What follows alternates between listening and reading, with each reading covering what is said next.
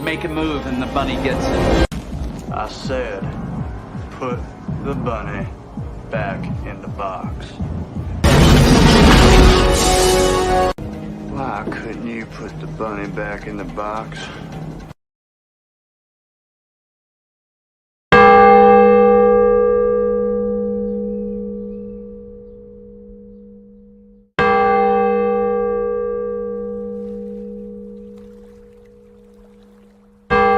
I'm curious, Bill. How'd a Missouri lawman end up all the way out here? Back in '62, I rode with Grant and we went through Memphis on our way to Vicksburg. I remember thinking, Memphis is a nice town if it wasn't on fire. I wouldn't mind going back there. After the war, I moved home to Missouri and some damn fool talked me into being a lawman. I didn't see that coming, but I was good at it. Wearing a badge and cracking heads. I don't know, I just had an itch, man. Just felt like there was something I was missing. Something else I wanted to do. So I came out here. How'd you get to running with Shooter then? I met Shooter in Chattanooga. In lieu of a court-martial, he was on disciplinary leave. Most people didn't like Shooter, but we always got along pretty good.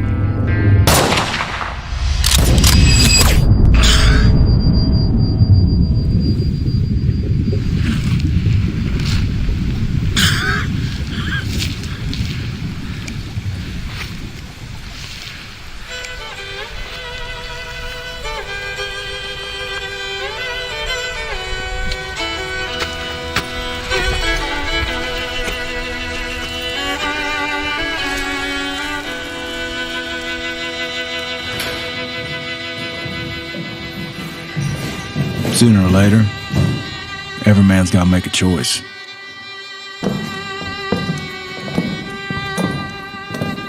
On the back end of that choice is where a man finds out what he's made of.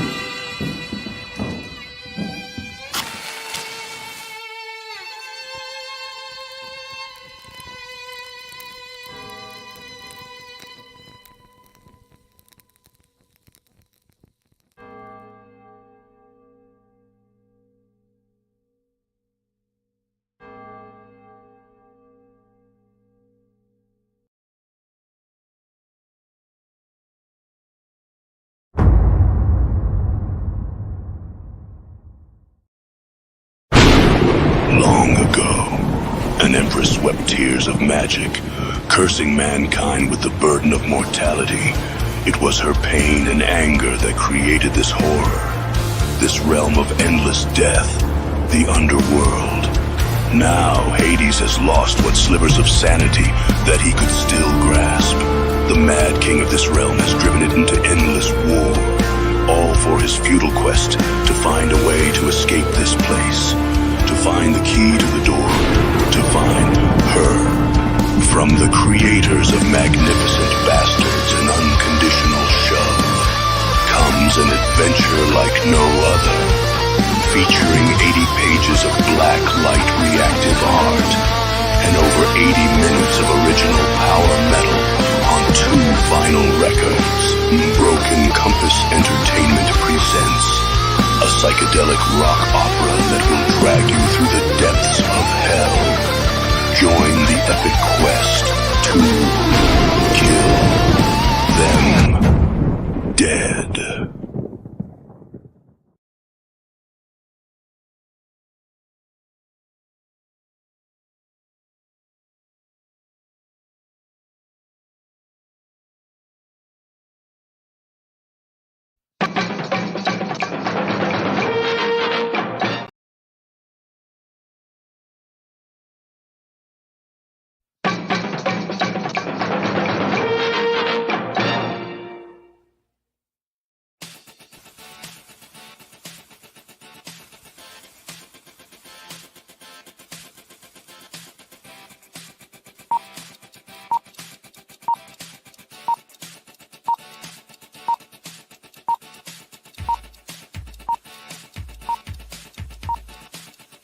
It's showtime.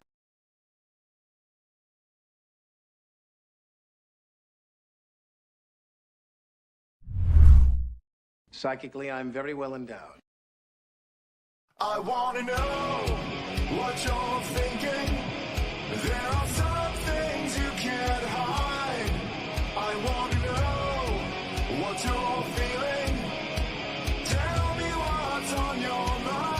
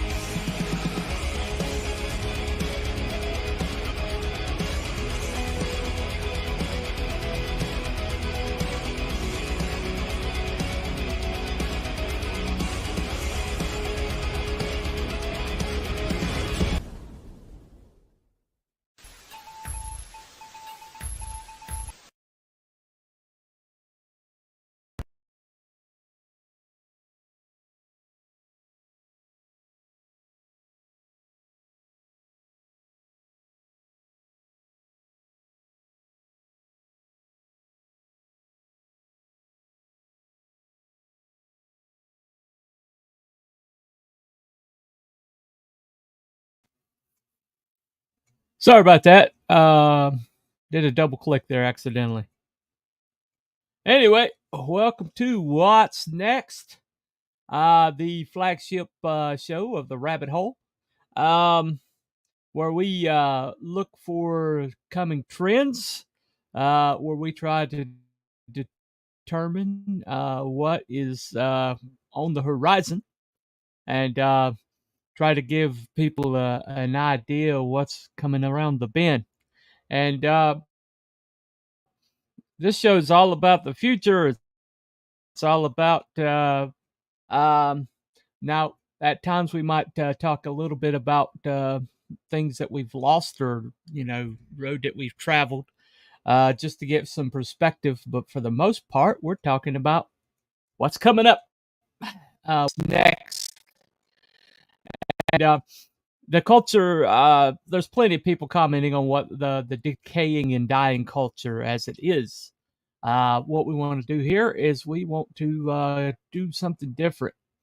We want to talk about what is on the horizon. Anyway, welcome to the show, Will. Hey, man. Good to see you. Good to see you. Looks like you're my lone chatter today. No big deal. Hopefully other people will come in later. Sometimes I start out with nobody and end with everybody. So who knows? Who knows? Now, in my travels, I happen to pass by. I happen to wind up making a lot of acquaintances along the way, and there's some people that I think are just extraordinarily visionary. People who are not looking for status quo. They are looking to try to go someplace new, or revive something that has been like lost to time, or hasn't people haven't done in the past. And there's two projects in particular that have kind of caught my eye, and I did. You saw trailers for them at the beginning of this show. For those of you that's coming in late, don't fret. We'll play them again. But the state of the music industry. Let's kind of get some perspective here. Now, there's like some massive sea changes that have happened in the music industry that you really have to talk about when you talk about the current state of the music industry. One of those was the legislature that allowed. What in the world am I not lined up in it right now? Anyway, it's legislature that allowed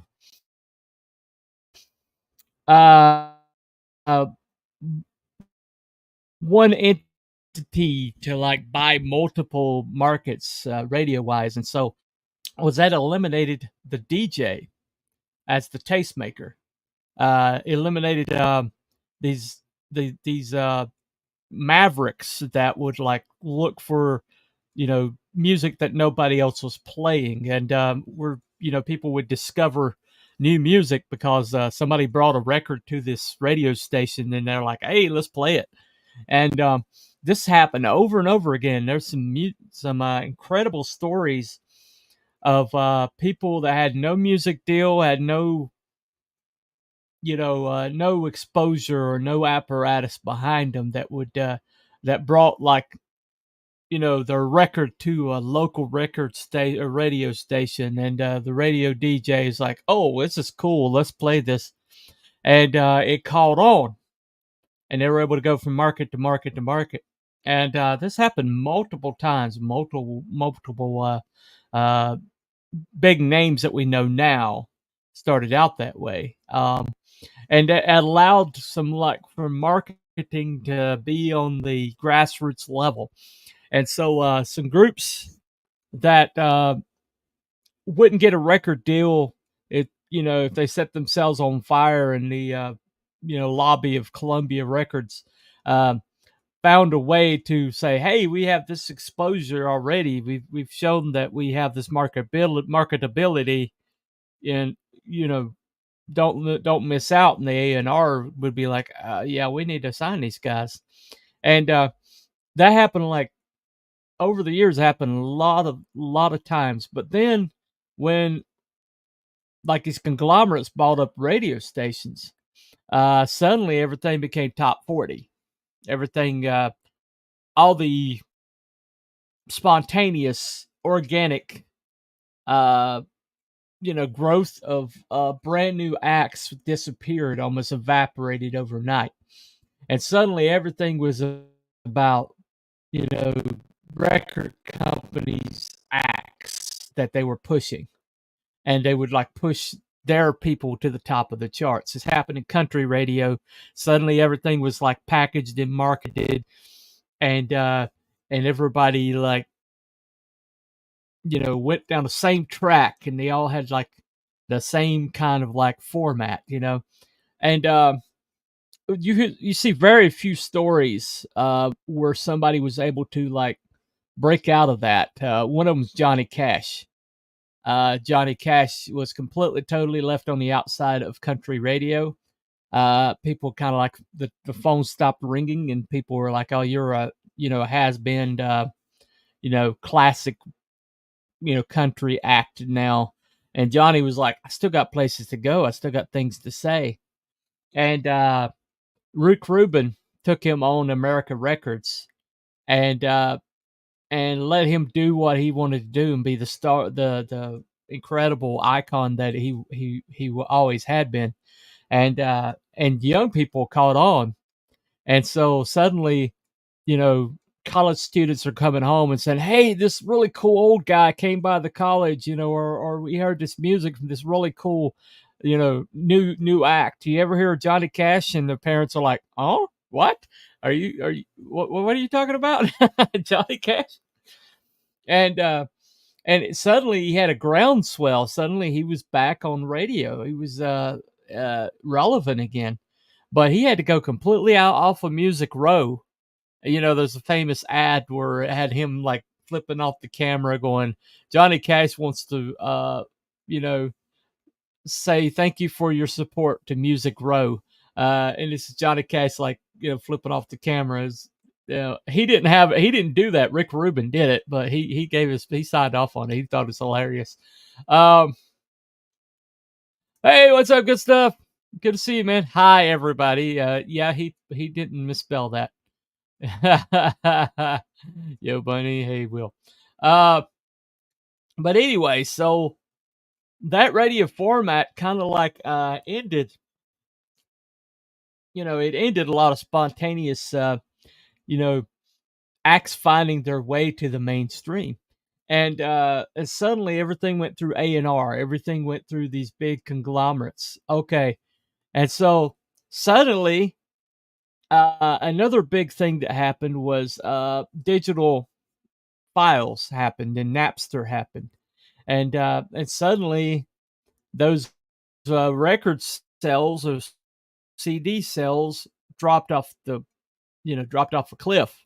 And suddenly hard media was passe, and everybody had these iPods full of albums of work, albums of acts, and singles and singles and singles, and everything was about the download. Everything's about the single suddenly, and suddenly instead of making albums, people were like making singles, and so they were like the rise of the songwriter, and it was like more important that you had a songwriter that had like a track record than it did than the band. The band didn't seem to even matter at that point, and then you had these innovations in production where something called Pro Tools came in, and suddenly everything was like snapped to a certain beat, and everything was like within a certain range of key signatures, and everything had like the verse, chorus, bridge, chorus pattern. And so spontaneity was almost completely gone. Bohemian Rhapsody would have never happened today. It would never happen today. And what's up? Good stuff. I had a huge cassette tape collection. Sold them all to get a huge CD collection. Sold them all because I no longer had a CD player. Sad now. Yeah, you are sad now. A lot of people are sad now. But what happened was, the record, the album kind of went away, and as an art form, and now, because of the digital sales, because of these mass media conglomerates control everything, and the mom and pop, DJ who played whatever the hell he wanted to play went the way of the dodo, and so what happened was music stagnated for about a decade, and it's still in some ways mainstream is stagnated. It's still stagnant. Okay, mainstream is still stuck. Taylor Swift is the height of artistic, expression in the mainstream right now. The prepackaged pop princess that she is, and that just shows you that real artistry is like not in the mainstream anymore. The fact that she's that massive, and you see like on her records, or you see on like Beyonce was really bad for this, but you would see like a list of writers on one song, list of writers, and the producers of the record were as long as your arm, and it was all about the single, all about the individual, all about hitting the pattern, the right pattern. And so groups, when they would break into the mainstream, they were innovative, and they had like this groundswell of people that were like all about them, and then they'd hit the mainstream, and suddenly everything got like snapped to the right margin of drum, and everything got like auto-tuned to the perfect pitch, and the songwriting suddenly became monotonous. And so groups, as soon as they got to the mainstream, and as soon as they got that A&R deal, suddenly all the spontaneity, all the creativity was just like wrung out of them, and they just became part of the machine. Well, and then something else happened: the internet, and the internet has become the classic DJ. Groups are finding their way to a fan base, and going around the whole entire machine. Okay, a good example of this is Tom McDonald, who has 50 Billboard like records on his wall, 50 billboard plaques on his wall until he was dominating digital download numbers so much that they ended it as a category. I mean, rather than keep giving him these billboard plaques, they ended it as a category, because every time he would come out with something, it would dominate, downloads to the point where he would chart. And this is completely, totally outside the system, completely, totally without A&R help, completely outside of all the conglomerates, and radio. Radio really didn't want to play him, but he became so popular on Billboard that when they did top 20, the top 10, he would be in the top 10, so they had to play him. And then around Christmas, he beat out Sam Smith and Taylor Swift for the top chart spot around Christmas. And then it all changed to make sure that never happened again. Anyway, all right. Appreciate it, man. Appreciate it. Yep, sub to the bunny. Appreciate it, Wookie. So basically, what I said all that to say that, okay, where real innovation is happening by necessity. And this is not my opinion. This is like by necessity.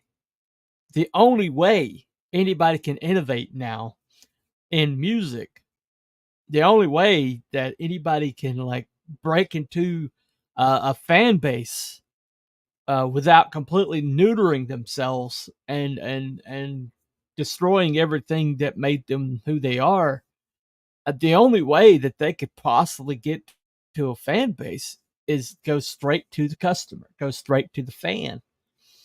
And you're seeing Oliver Anthony's a good example of this. This country boy in the backwoods with a resonator guitar, gets a mic from a local radio station that, they gave him a mic, gave him a good camera, and he went out in his backyard in the woods of Farmville, Virginia, and, recorded a couple songs. One of them was Rich Man North of Richmond, and bam. And that suddenly he's on the Billboard charts. And within a year, he was like opening up Grand Ole Opry, doing a set at the Grand Ole Opry. And he's touring like I saw one video where he was touring in Texas, and he had over 100. He had a bus that was like over 100,000 a month or something by the month. And he's just like flabbergasted that this all happened to him. But he never signed an A&R contract. He's not repped by any of those people. Everything's his own sales. Everything is through his own distribution work. And he's just went straight to the customer, and so when innovation is now becoming almost exclusively an independent, independent entity, okay, and I've got two projects here that I want to talk about from people that I am friends with, people that I'm familiar with, and I did a video earlier talking about alternative media with Jarod Christman, who is basically he's putting his movie out called The Ballad of Missouri Bill, and with his group called Missouri Breaks. He actually has a group called Missouri Breaks, and he's the lead singer of, and they're basically doing a movie on an album with a movie, okay? And they're meant to go together, which I haven't seen happen since. I mean, I haven't seen like happen in the mainstream in a long time. It's just kind of like Tommy, Quadrophenia, where a movie and an album is supposed to go together. And so this is an art form that we haven't seen in a while. Now you will see some movies that are based on musicals, but that's not the same thing. You know, hold on a second.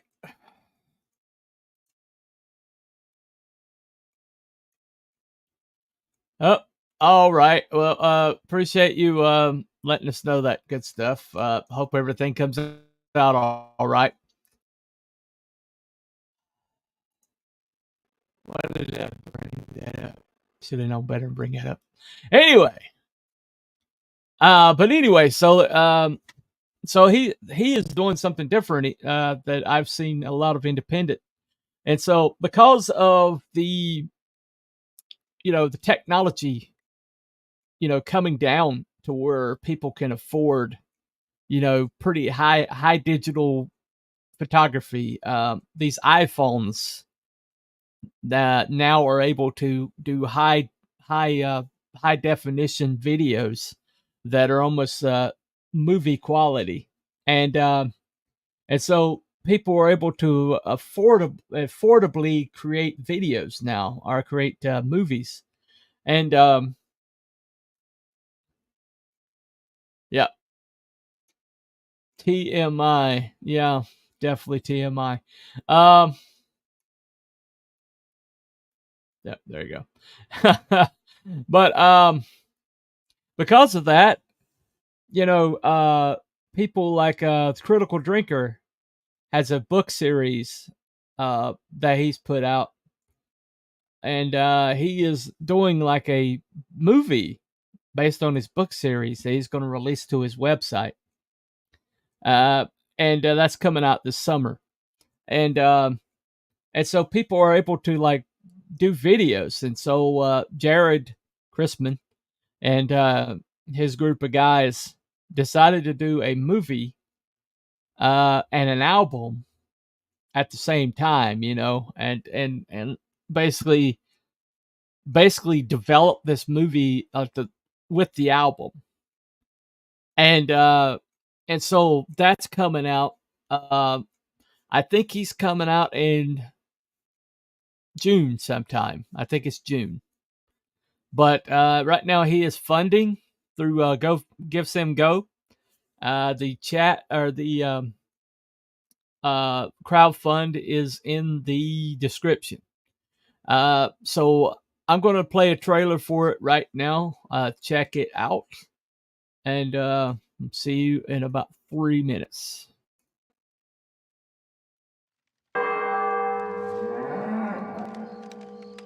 So I've been curious, Bill. What brings a Missouri lawman way out here? Yeah, looking for that grand sense of adventure in the West, I suppose. So being a lawman wasn't adventurous enough for you? I guess I was looking for a different kind of adventure. And turns out Memphis wasn't all it's cracked up to be. What happened in Memphis? A bunch of good men got killed. All of them my friends. After that, Memphis just lost its luster. When'd you get to running with Shooter? Well, I met Shooter in Chattanooga. In lieu of a court-martial, he was on disciplinary leave. A lot of people didn't like Shooter, but we always got along pretty good.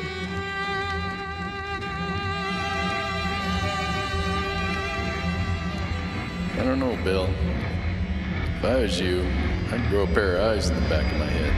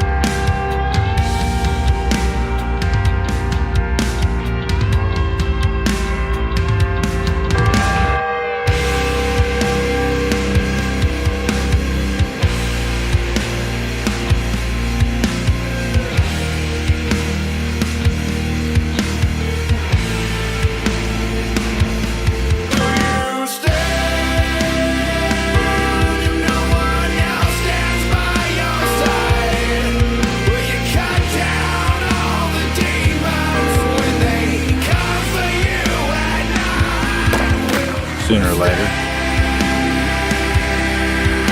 every man's got to make a choice. On the back end of that choice is where a man finds out what he's made of.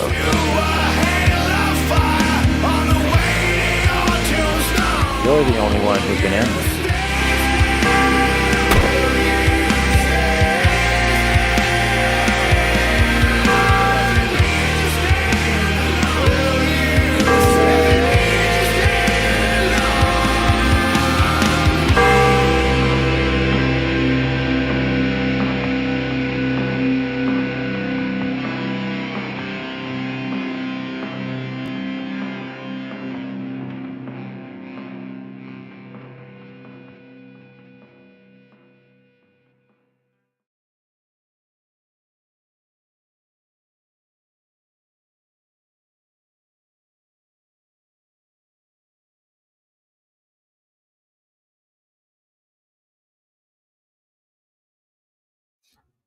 Alrighty, and we're back. Yeah, that's Mr. Jarod Christman and his group Missouri Breaks. That's Ballad of Missouri Bill. Let me think. Hold on a second. Let's see. What up, Coop in the game? Hey, Wolf Lair. Yep. Yep. Okay. Well, good to know. Yep. Why do I bother? I mean, why do I bother? Seriously. All right. I am not highlighting anything else from Good Stuff for the rest of the show. No more Mr. Good Stuff, comments highlighted. You can just check them out in the chat. Anyway, so basically, the music you heard at the end, that was Jarrod and his band. So they're like developing everything together, this music and the movie. So looking forward to that coming out. He's a great guy. Had him on this show, and we had a good time talking about this stuff. And he had some pretty interesting things to say. Check out, it's in the What's Next playlist under Alternative Media. Second. Okay.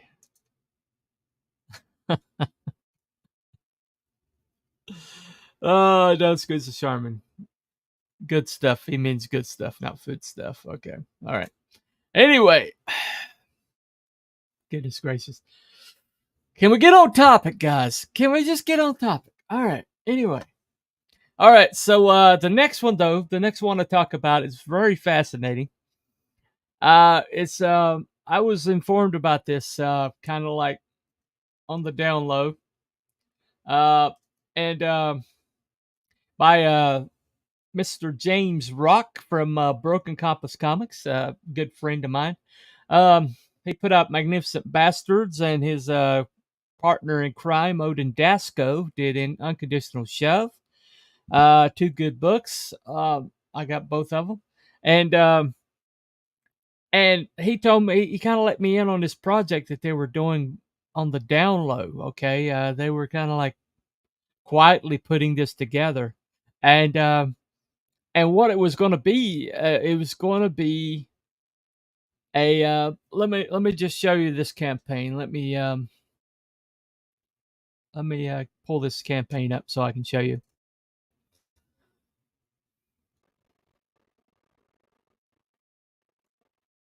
All right. Should have shared it beforehand. Okay. So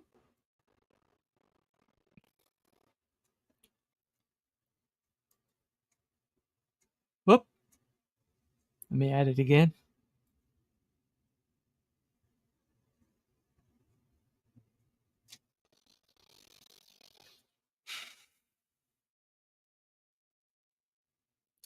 All right, there we go. So this is Kill Them Dead. Now they tried to fund this before on Indiegogo, and or it was a Kickstarter.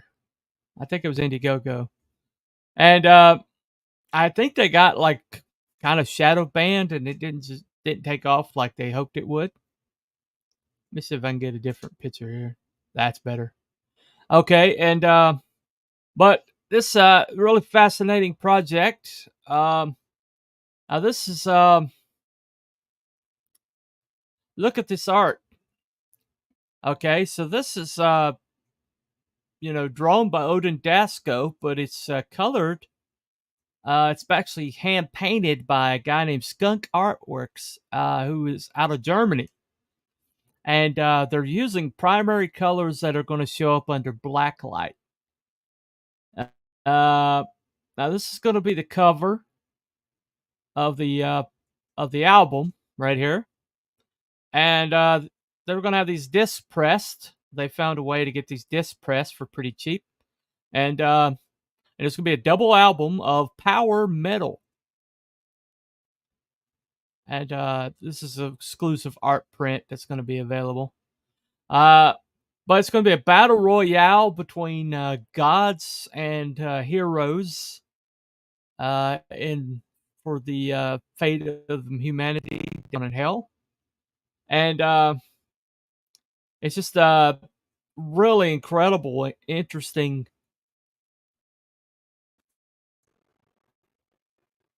project. I've got a few I got a few things to play for you. Hold on a second. Yeah, it's Indiegogo. Yeah, it sounds great, right? Yeah, I backed it, and I'll back it again as soon as it comes out. Now, this is not an official trailer. This is one that I think Odin Dasco did. But it has more of the music in the background and more of his vocal in the background. So let me play this one right quick. It's just 55 seconds, but here you go.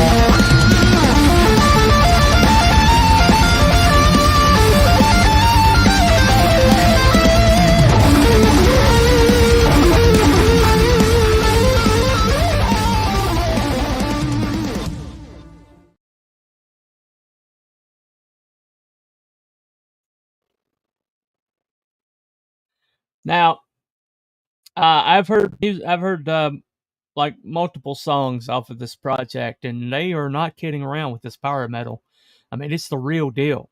They've got a local composer that's going to compose it. All right, have a good one, good stuff. I'm glad we could be around for your BM, but you couldn't stay for the stream. So, okay, whatever, dude. Later. Nice to be somebody's bathroom reading. Anyway, so happy anybody's on the show. Anybody. So basically, this is like legitimate. I mean, this is like 80 minutes of power metal, and but all the songs are almost about 5 minutes each. It's typical grandiose power metal, and like every one of these, there's like 80 pages of art, and each song has like a corresponding song or page of art, and it all tells the story, the narrative. James Rock and Odin Dasco both wrote it, and it's gonna be something really, really unique. I've never seen before. And I was really stoked to get it. I don't even have a record player. I was planning on buying a record player so I could play the vinyl, But basically it didn't fund the first time. And they're going to try some alternative fundraising so they don't have the goal as high as it was before. And maybe it'll be easier to fund next time. But it's going to be, they're going to put it out later on this year. probably later in the year. But what's really interesting is this is just basically a brand new way of packaging comic book art. But this is like it's sequential, sequential art with dialogue, so it's pretty much technically a comic book, but it's just a brand new way of telling a story. Let me show you the official trailer right quick.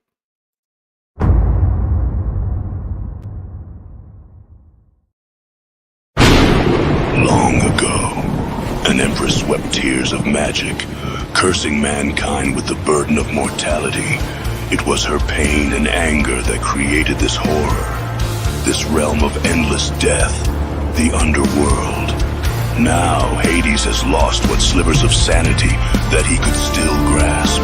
The mad king of this realm has driven it into endless war, all for his futile quest to find a way to escape this place, to find the key to the door, to find her.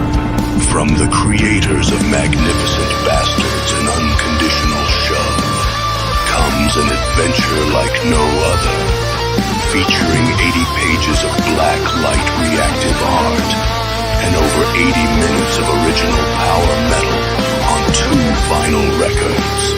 Broken Compass Entertainment presents a psychedelic rock opera that will drag you through the depths of hell. Join the epic quest to kill them dead.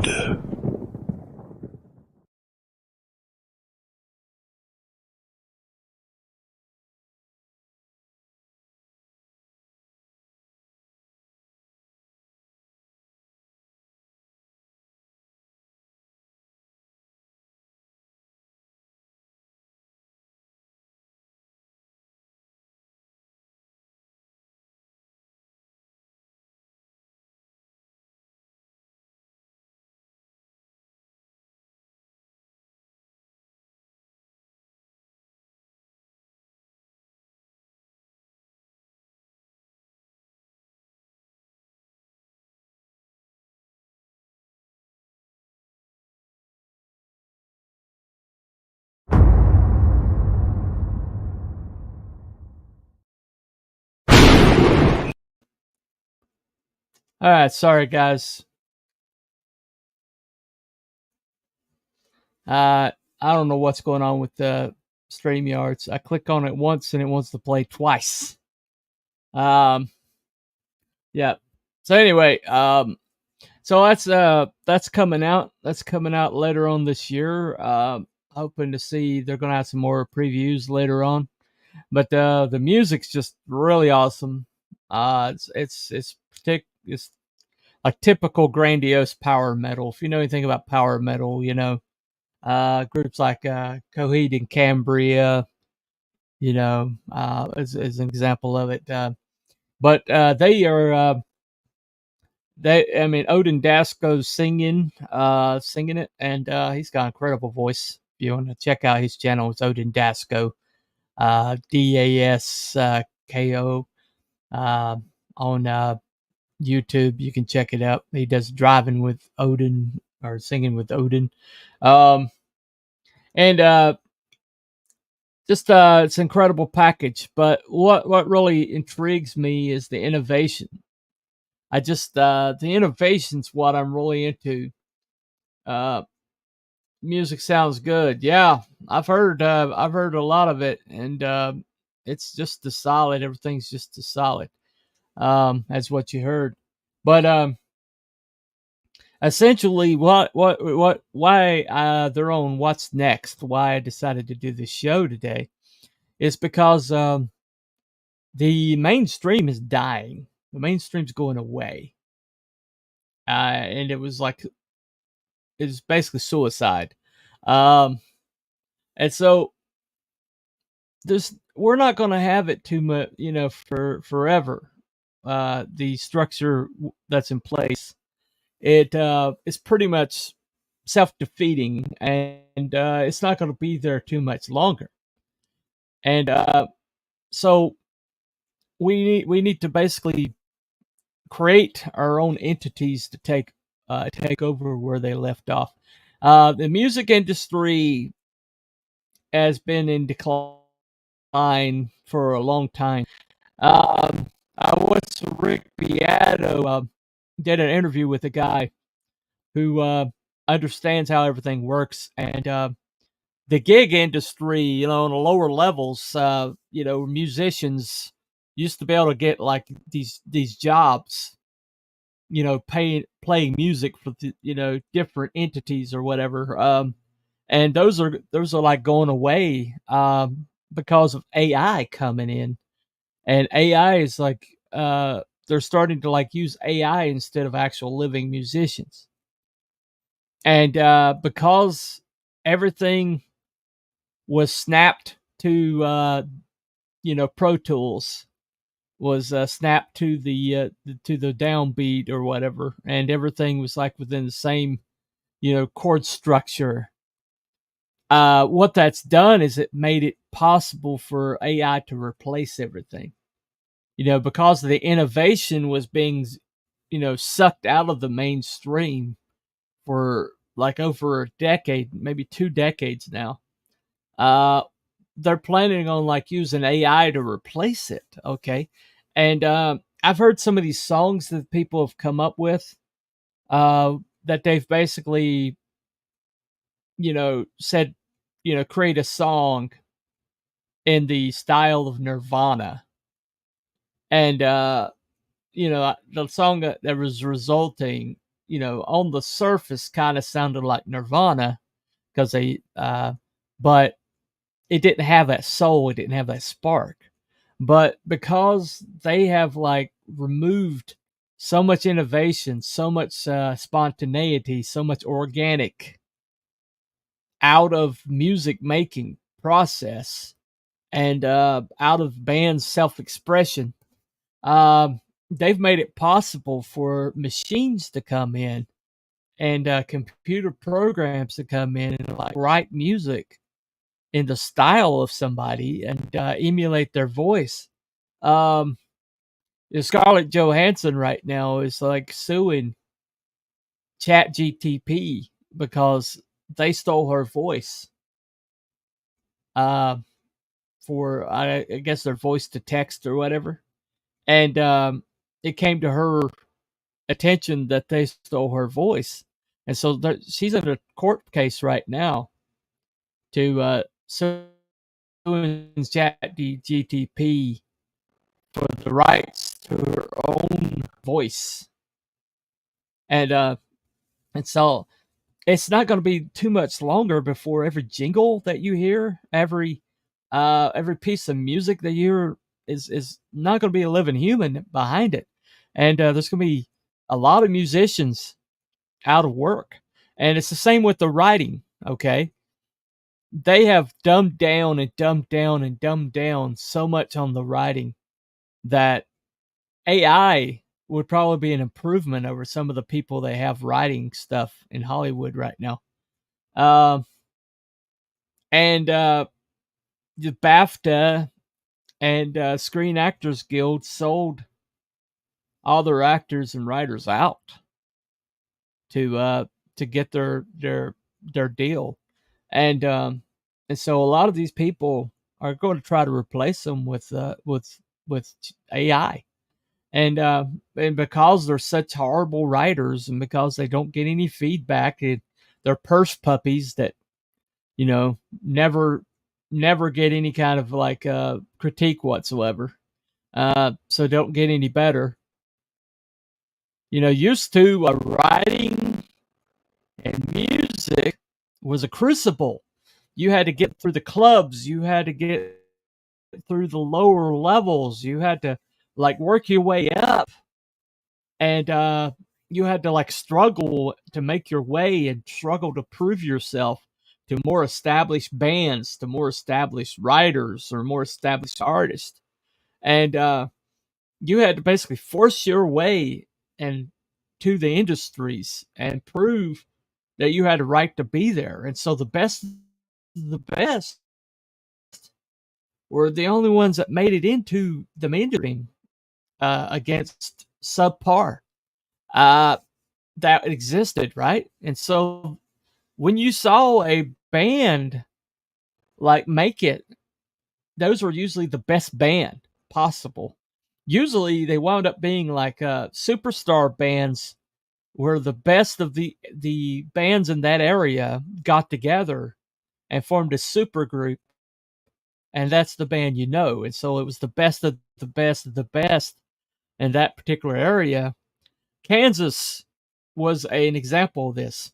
Kansas was a super group made up of the best bands in Kansas.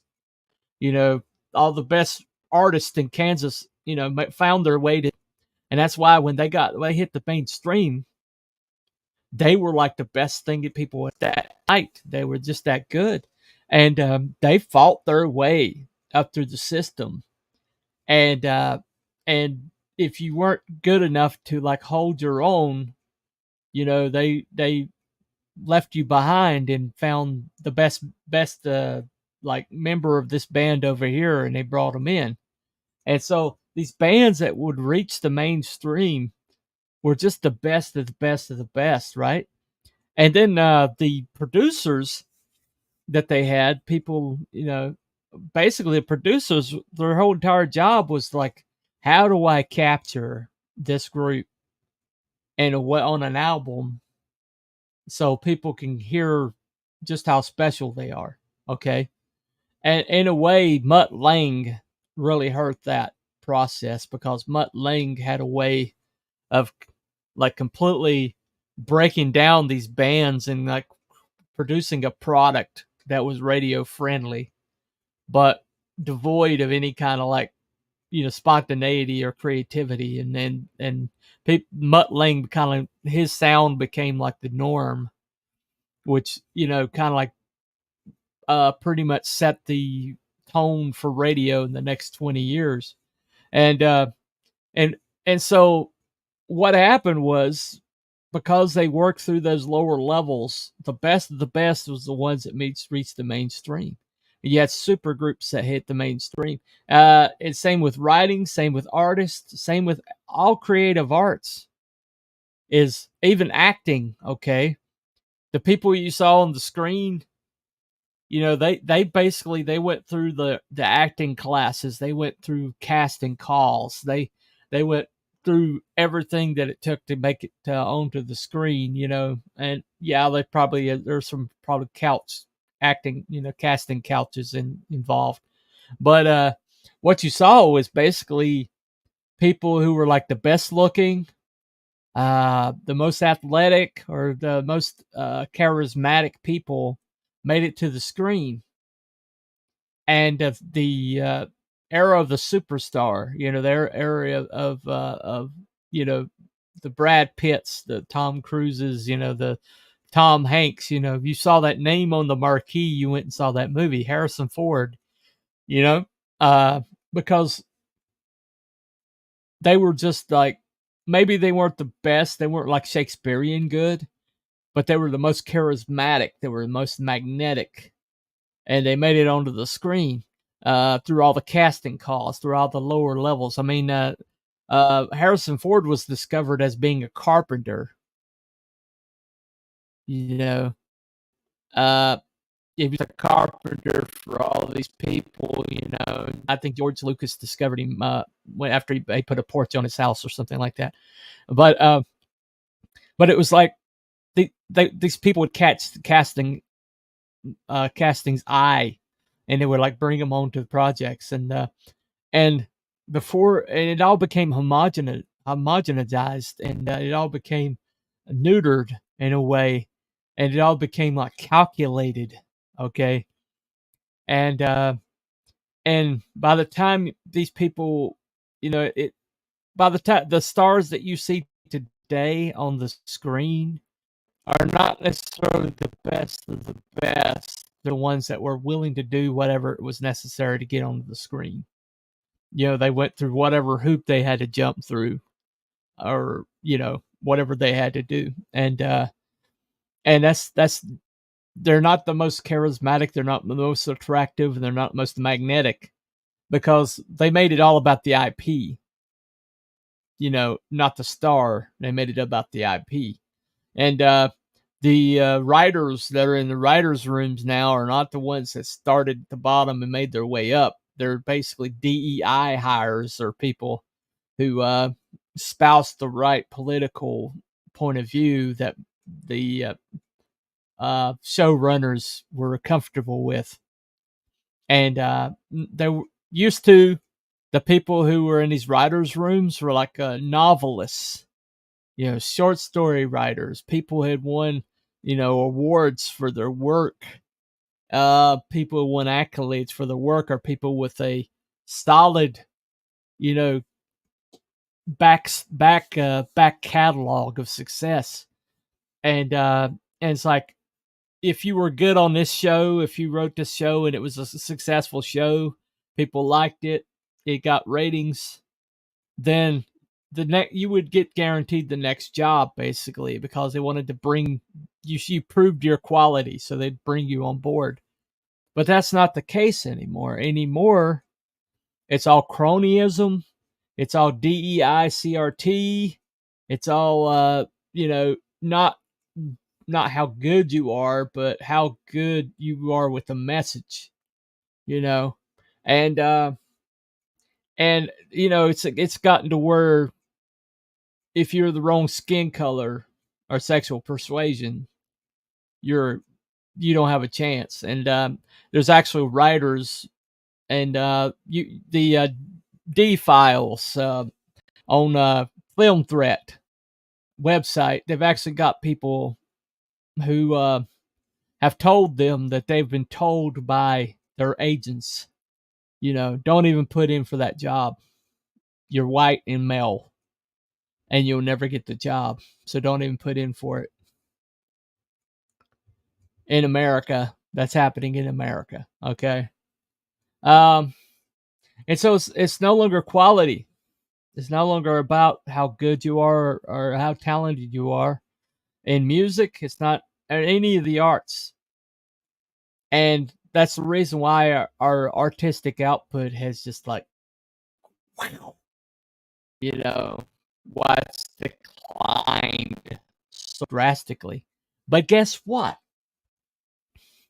All those people that weren't able to make it through the system for whatever reason, all the people that were gate-kept out of the industry, all the people that because of their, race, gender, sexual persuasion, were pushed to the bottom of the pile, they're still out there, and they're making art on their own. And everything you see in the independent space is at such a higher quality. And you got people innovating like these Jarod Christmans, like the Broken Compass Comics guys. And that's where it's at. That's where the independent space is, where all the quality's coming from. And it's where all of the best stuff is going to be coming from. And what's next is in the independent space. Hold on a second. A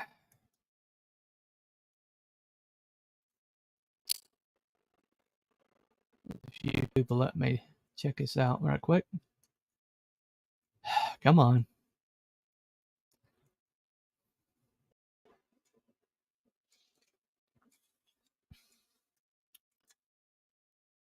Sorry, guys. StreamYards is being slow today.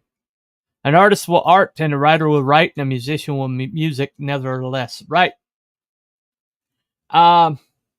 There's like this group called High Fade. I first show I did, I basically showed them off. This group from the streets of Dublin. Dublin's known for its busker community. And these guys are they're a 3-member funk band, a bunch of white guys. And they are just tearing it up, man. They're like, they went on to TikTok and they got this kind of like, got a fan base. They tour in America, and nobody wants to tour with these guys because they'll ruin anybody they're ahead of. Um, and there's a second coming. They're like a funk version of Rush. I mean, they're just awesome. But you see groups like that the A&Rs wouldn't even look at because they don't fit the demographic sheet or the format they're looking for. These guys are too frisky. They're too organic. They're too active. They're too good to fit in the format that they want. And so instead, you'll get Imagine Dragons, or somebody like that, completely neutered, completely plastic, completely like I can't even name you one name or they got like number one hits, and I can't even tell you what those are. Nickelback was kind of like the first iteration of this. Nickelback started out being actually a decent band, and but then they became like the industry standard, and everybody had to sound like Nickelback. Had to sound like Chad Kroger, who sounds like if he ever ate any X-Lax, he'd lose his career. And everybody started sounding like that, and they all had the same blend and everything.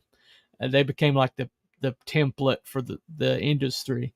And essentially, anytime that happens, somebody breaks through, and all of a sudden everybody gets snapped to sound like those people. I've heard some Imagine Dragons stuff from earlier on in their career before they really made it big, and they were actually a decent band. They actually had some really innovative music, but they came in after One Republic, and everybody was being forced to sound like One Republic. Oh, what's up, Harry? Hey, Luck. Good to see you, dude. But basically, the bottom line, though, is I just wanted to show that where the excitement's happening, what's next, is not in the mainstream. It's in these independent spaces, and people are finding new ways and old ways. Jarod Christman in Missouri Breaks is finding an old way. The Who, Quadrophenia Tommy, Hard Day's Night, where the album is developed alongside the movie. They're bringing that back, or they're going down that road. And then you got Kill Them Dead is doing something very unique that I haven't seen anybody do. They're developing an album with a comic book. I mean, what a great idea that is. Not only that, it's a comic book with blacklight reactive paint. And so you get this thing and you bring out your blacklight, I got one right there.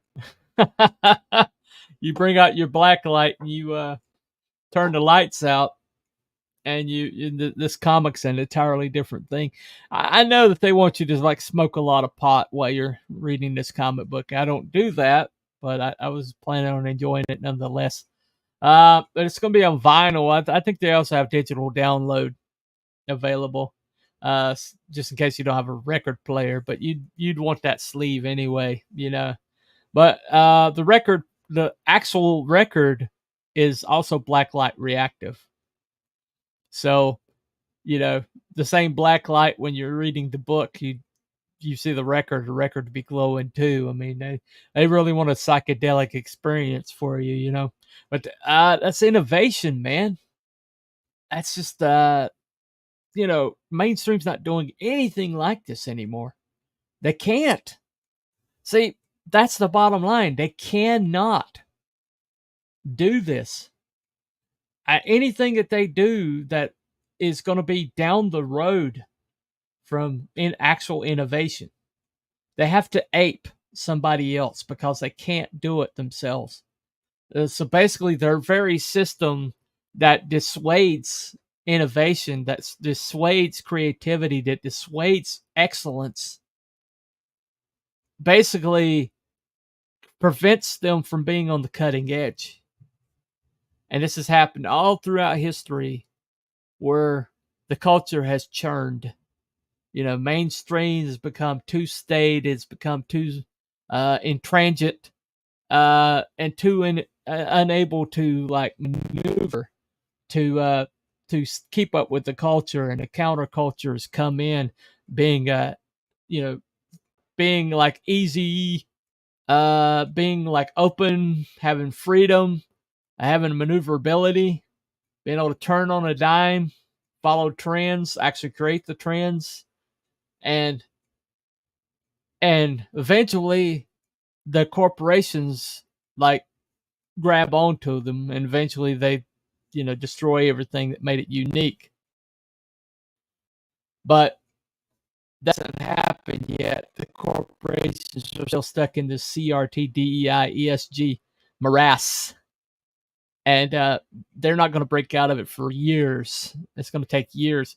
I'm seeing some light at the end of the tunnel with it where it's concerned. Like Terry Metalis is doing a Vision television series. Terry Metalis is the third season of Picard, which was actually fan friendly. And it's like, how did that guy get that? How did that guy manage to get that through there? Because they kind of like turned it over to him and to see it out. And because people recognized how excellent that season was, and they're like, hey, this guy might know something. So he's going to be doing a television show, the Vision television show. So I'm going to be interested to see what that is. But the bottom line is they're not going to be able to change anything on a dime. It's going to take the dinosaur years to turn. And by then, the independent space is going to already be caught up.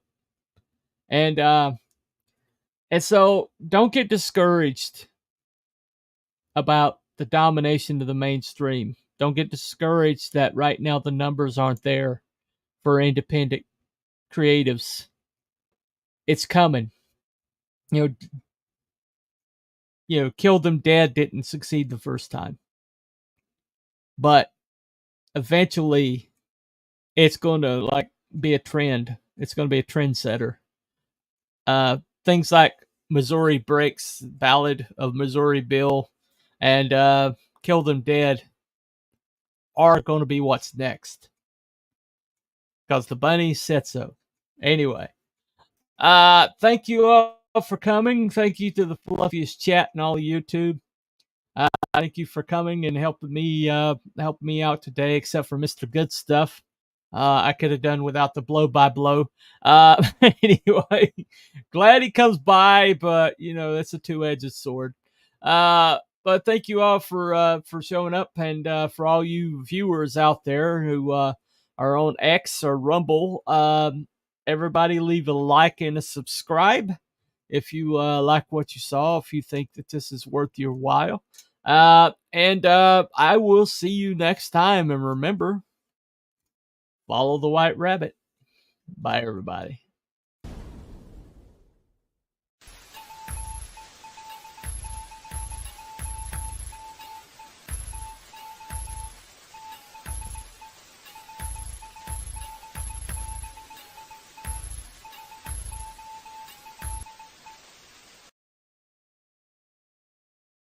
Thank you.